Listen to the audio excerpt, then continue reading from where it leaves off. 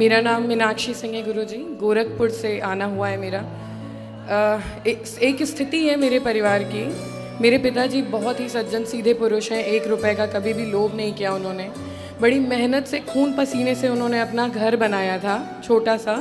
लेकिन मेरे चाचा ने, सगे चाचा ने गलत तरीके से वो घर लिखवा लिया और 60 साल की उम्र में मेरे पिताजी को मेरी माँ के साथ घर से बाहर निकाल दिया।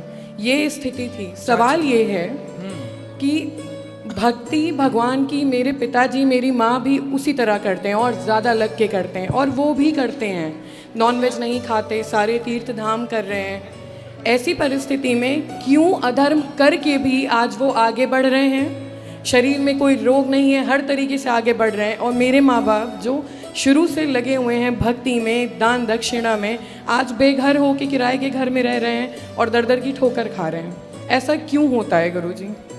कौरवों ने भी पांडवों का राज्य छीन लिया था। तो क्या हुआ? कौरवों ने जब राज्य छीना तो देर तो लगी पर सर्वनाश हुआ। जी हुआ। इसलिए पहला तो ये कि उनका सर्वनाश होगा यदि वो गलत तरीके से किए हैं तो, जिन्होंने किया है, पहला। दूसरा, अर्जुन को भी गांडीव उठाना पड़ा और लड़ना पड़ा। कई बार अपने अधिकार की लड़ाई अपने को ही लड़नी पड़ती है। भगवान बोले मैं साथ हूं पर लड़ तू। अर्जुन के साथ थे पर लड़े अर्जुन। जी भगवान भी साथ उन्हीं का देते हैं जो अपनी लड़ाई स्वयं लड़ते हैं। जी। तो अपनी धर्म की लड़ाई स्वयं को लड़नी चाहिए। ये मेरे पिताजी हैं, बहुत घबराते हैं, बहुत तो आपको अपनी लड़ाई लड़नी चाहिए। क्यों लिखवा लिया आपने? केस नहीं किया? केस चल रहा है गुरुजी, केस करा हुआ है, लेकिन वो पावरफुल हैं, पैसे देते हैं, आगे बढ़ रहा है। कोई बात नहीं, ईश्वर के आगे रावण का पावर टिका कि तुम्हारे चाचा का टिक जाएगा। बस यही इनको समझाना है। सर्वनाश जब होता है ना, तो दुर्योधन का देख लो क्या हुआ, रावण का देख लो क्या हुआ। समझ ले तुम्हारे चाचा, वरना सर्वनाश निकट है, बोल देना। बस गुरुजी आपका आशीर्वाद चाहिए। गुरुजी राधे राधे। जी जी गुरुजी, मेरठ से आया हूँ आपको सुन।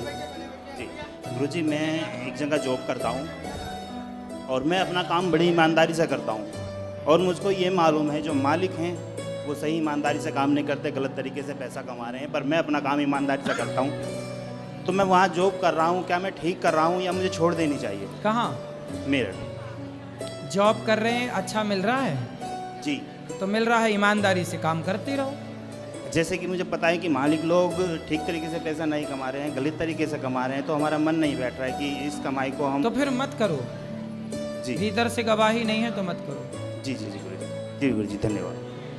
ठीक, क्या कह रहे हैं? राधे राधे गुरुजी, जय नारायण। जी गुरुजी, मेरा एक क्वेश्चन है आपसे। जोर से। मेरा एक क्वेश्चन है ये कि मतलब मेरी शादी हो चुकी है, 2 साल हो गए, और कंडीशन कुछ ऐसी आ गई कि बात डाइवोर्स तक पहुंच गई है। लेकिन पत्नी को ले आना, हमसे बात कराना। वो राजी है, वो खाली कंफ्यूज्ड है, उसके घर वाले डाइवोर्स करवाना चाह रहे हैं। पत्नी को लाना हमारे पास। तो आप अगर कुछ संदेश दे दो उसको। तुम, क्या नाम है पत्नी का? जया जोशी। जया जोशी जी, आप अपने पति के साथ प्रेम से रहो। किसी के भड़कावे में कहने पे माँ बाप कब तक साथ देंगे? साथ हमेशा पति देता है, इतिहास साक्षी रहा है। नारी का धर्म है पति की सेवा करना। आपके माँ बाप ने दान कर दिया है, आपका कन्यादान। यदि इतना ही मोह था आपसे आपके माँ बाप का, तो फिर उन्होंने कन्यादान क्यों किया? सदा रखते। विवाह ही क्यों किया? अपने पास सदा रखते। ये रिश्तेदार, ये परिवार, ये जो भड़काते हैं, ये अपना स्वार्थ लेके कार्य करते हैं। आपको निस्वार्थ भाव से पति का साथ देना चाहिए। नारी का धर्म है पति की सेवा करना। तलाक लेने से कुछ ना होगा, प्रेम से रहो। राधे राधे।